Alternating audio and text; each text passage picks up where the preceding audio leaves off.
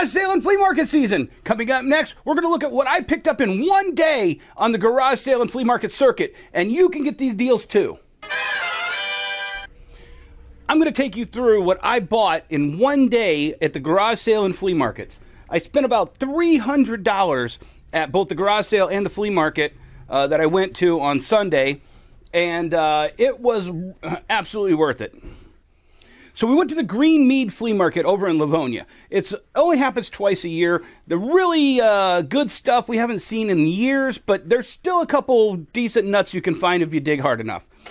First thing I bought when I walked in, I saw this guy. He had a basket full of old Mattel Intellivision cartridges. I asked him how much he wanted for all of them. He basically gave me a pretty good deal. I got $25 for about 20-some games. Most of them have the little things here. I knew right off the bat that the Masters of the Universe game, along with its little controller here, that's $10. This is going to pay for literally half of this collection. I got the whole thing for $25. These things go for $10. A lot of these games go for $5 or $10. I'm going to make a fortune off of this one, and that was just the first deal I found when I walked in. So the next thing I found, I didn't make a hard and fast decision on this, and I did not have the time, but I came back around to it. I saw these Dragon Ball Z VHS sets. Now, I know Dragon Ball Z is hot. I know that a lot of stuff doesn't come back into print a lot of times, and these box sets are really gorgeous looking. So I had to go through the whole flea market. I said, yeah, if it's there when I get back, I get back. Well, when I was coming back around, I decided to start looking them up on my phone, and I was like, oh. The bottom set goes for $80 to $100 in open condition.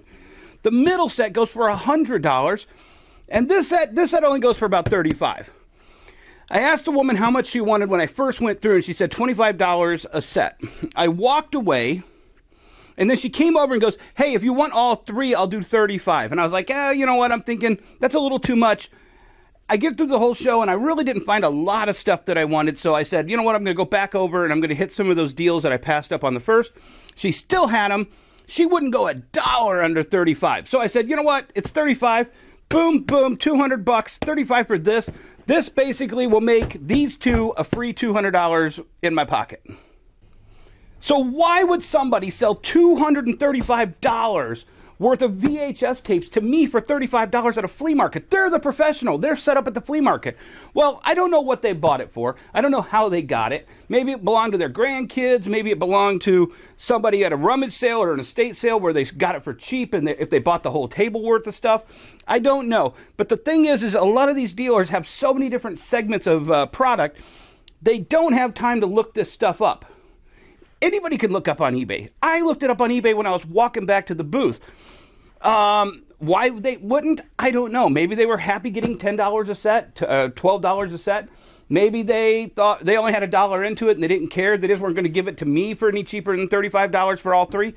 I don't know. But the point is, there's a lot of people who aren't looking at how much their stuff is. And if you take the time to look it up, you're going to get the deal. So why am I buying CDs?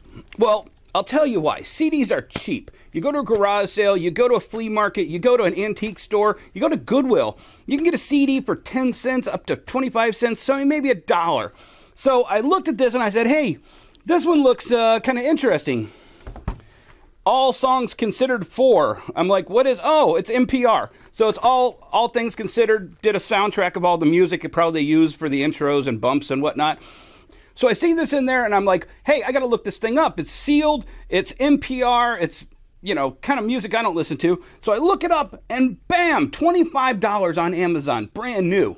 I can compete with that. So the rest of the CDs were 4 for $1, 25 cents a piece. So I just picked out 3. Love this thing. It only goes for a couple bucks on Amazon, but it's got the outer packaging to it. This thing will probably go for about $5 eventually.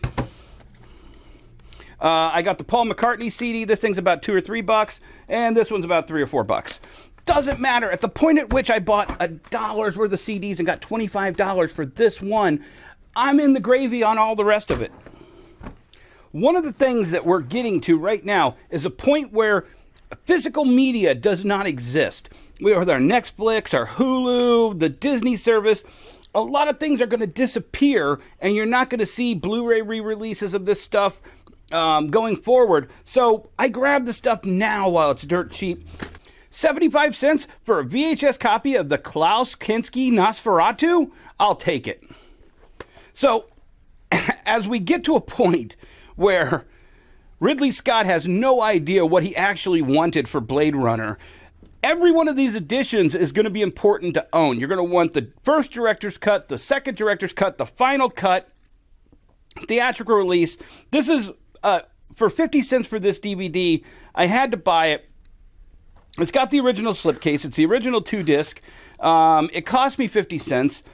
This thing still goes for about $2 for the worst condition right now. I could probably get about $5 or $10 for this. Or I just hang on to it until Netflix doesn't show it, Hulu doesn't show it, and it disappears and somebody wants to buy this.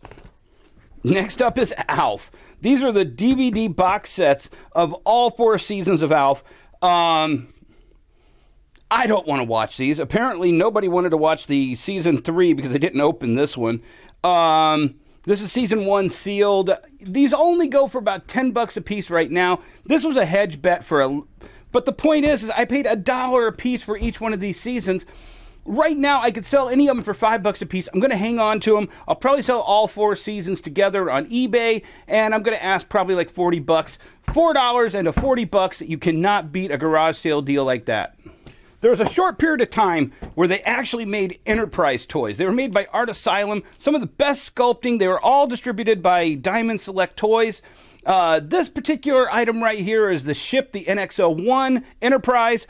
I knew this was a good item. I bought it completely on spec. My phone battery was dead. He wanted $20. I said, hey, can you do any lower? He goes, well, I'll do 12. I was like, okay, you just knocked $8 off the price for me. Thanks. So I paid him the $12. I didn't even look this up until I started shooting this video. I look it up, and guess what? It goes for $100. He just had it sitting out on his table at a flea market. I was like, okay, I'm going to grab this just on spec. I know these things went clearance when they were out for a while, but I really wanted to get one of these just because Enterprise is so far out of most people's consciousness, and it was the last good Star Trek we had on TV. One of the best things I pick up all year round are board games. This is a wooden remake of Stratego. I know from the price sticker this was probably Myers, maybe Target. It was $20 originally. The guy had $10 a piece on him. The only one available on Amazon is $50 for it used. This will go for at least $75 to $100 on Amazon. It's sealed. It's in the original package. This guy only wanted $10 for it. I had to buy it. $10 for a $20 board game that is a game that even if it's not bad, I'll open it up and I'll play it with my kids. From the same dealer, I got Monopoly. Same wooden boxes, definitely from Target or Meijer, based on the price tag. I looked this one up, and this is the one that tipped me off. $80 on Amazon Prime for $10. This box right here was the moneymaker for the show. 9 versions of Monopoly. Monopoly is money. I know it's a joke. You can monopolize Monopoly at a flea market. I bought these. I knew this one right off the bat. Star Wars Monopoly was my big money maker. Buy these every time I find them. I sell them for $75 to $100, especially at Christmas time. This has all the original pieces. Boba Fett, Luke, Darth, everybody. I knew this one went for the big money, sealed. I looked up a couple of these online. Most of these versions go for $70, $80. They made 2 versions of Pirates of the Caribbean. Both of them are $80 versions. Wizard of Oz goes for $35. Christmas Story goes for $50. The Klingon version of Monopoly. Yes, if you speak Klingon and you like Star Trek, you can have the Monopoly Star Trek Klingon. I paid $15 a piece for each one of these Monopoly versions, and I'm going to make double my money on every single one of them, triple and quadruple on a couple of the others. I bought so much more. I got action figures, I got magazines, I got some toys. I paid $300 shopping at garage sales and flea markets on a Sunday morning. I'm going to make $300 selling 3 or 4 of these board games. Everything else is gravy at that point. Thank you for joining me on a garage sale and flea market review. I got all sorts of stuff all summer long. I'm going to be giving you reviews of the stuff I buy. You're going to love it. Join us again. Click subscribe and like. Go to our webpage at wonderworldcomics.com. Check out our Amazon items. You can see all the stuff that we sell and the price that this actually goes for on wonderworldcomics.com/Amazon. And then, of course, on eBay, we're Wonderworld Comics and Toys.